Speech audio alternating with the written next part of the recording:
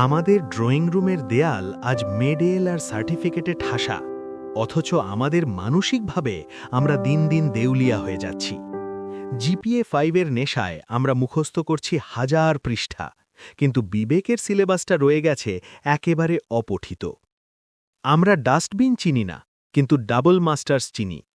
রাস্তার মোড়ে দাঁড়িয়ে চিপসের প্যাকেটটা অনায়াসে ফেলে দিয়ে আমরা যখন উচ্চমার্গীয় তর্কে মেতে উঠি, তখন সেই সার্টিফিকেটের ওজন শূন্যের নিচে নেমে যায়।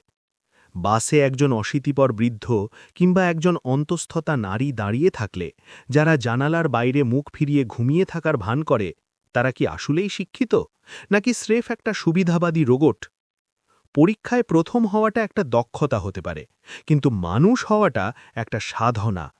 আমাদের বর্তমান শিক্ষা ব্যবস্থা আমাদের দক্ষ শ্রমিক বানাচ্ছে, কিন্তু সংবেদনশীল মানুষ বানাতে ব্যর্থ হচ্ছে। ডিগ্রি আপনাকে একটা চেয়ার বা পজিশন দিতে পারে, শিক্ষা আপনাকে দেয় সেই পজিশনে বসে অন্যকে সম্মান করার যোগ্যতা।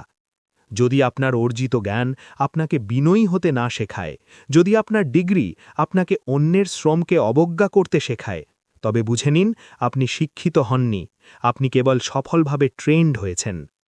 জানার নাম শিক্ষা নয়, মানার নামই শিক্ষা। ট্রাফিক সিগন্যাল ভাঙা, তুচ্ছ কারণে নিচু পদের মানুষকে অপমান করা কিংবা লাইনে দাঁড়িয়ে অপেক্ষা করতে না পারা, এগুলো আপনার জিপিএর প্রকৃত চেহারা উন্মোচন করে দেয়। সত্যিকারের শিক্ষা একটা আয়নার মতো, যা কেবল আপনার কেরিয়ার নয়, আপনার ভেতরের কদর্যতাকেও পরিষ্কার করে দেখায়। পরিচয়পত্র আপনার পকেটে থাকে, কিন্তু চরিত্র থাকে আপনার আচরণে।